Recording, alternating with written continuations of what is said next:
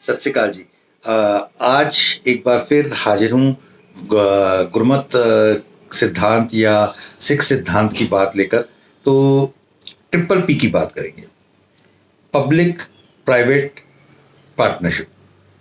कि क्या बिल्कुल ऐसे वर्ड्स जो कि कॉरपोरेट्स में यूज करते हैं, ये गुरबाणी में कैसे? तो इनका थोड़ा थोड़ा एग्जांपल दूंगा तो आपको बात समझ में आ जाएगी। पब्लिकली आपको क्या बातें कैसे पब्लिकली करनी है कि वो बातें सबको प्रभावशाली करे। इन दिनों में गुरु नानक साहब जी के गुरुपुरब की प्रभात फेरियां चल रही हैं, चीजें चल रही हैं। गुरु नानक साहब जहां जहां गए वहां पर इतना शानदार प्रभाव छोड़ा कि हर व्यक्ति वहां का रिप्रेजेंटेशन करने लगा गुरु नानक देव जी के मतलब सम्मान में।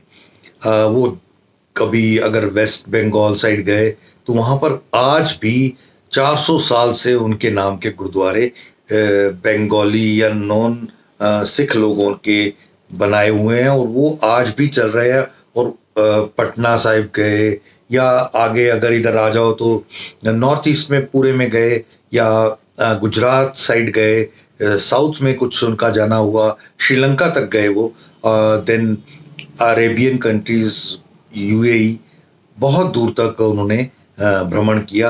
और जहां पर भी गए वहां पर आप देखेंगे कि 400 साल हो गए वहां की संगत ने, वहां के लोकल्स ने उनको इतने बढ़िया तरीके से फॉलो किया कि वो उनके प्रभाव में आकर उनकी बातों को आज तक मानते हैं, गुरुद्वारे बना दिए वहां पर। ये पब्लिक में आपका क्या मोटिव संदेश है? यानी शुद्धता की जो बात है वो आपके अंदर होनी ही चाहिए, पवित्रता की बात होनी ही चाहिए और तभी आप किसी के साथ कनेक्ट कर पाते हैं। प्राइवेट, आपका क्या प्राइवेट है जो दूसरे के साथ प्राइवेट नहीं है? आप जब भी किसी की बुराई देखें तो उसकी बुराई को इस तरीके से बताएं कि इसका लॉजिक क्या है, इस करने से होगा क्या, ताकि उसको अपनी वो चीजों को अपने जीवन से हटा सके। बेशक वो सज्जन ठग के साथ हुआ या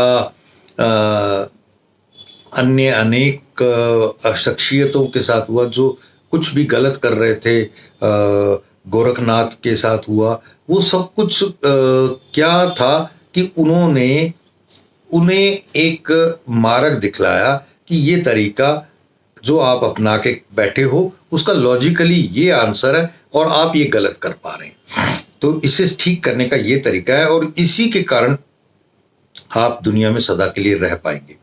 और उन्होंने इस बात को अपनी जरूरत समझते हुए मजबूरी में बहुत अच्छे से अपनाया।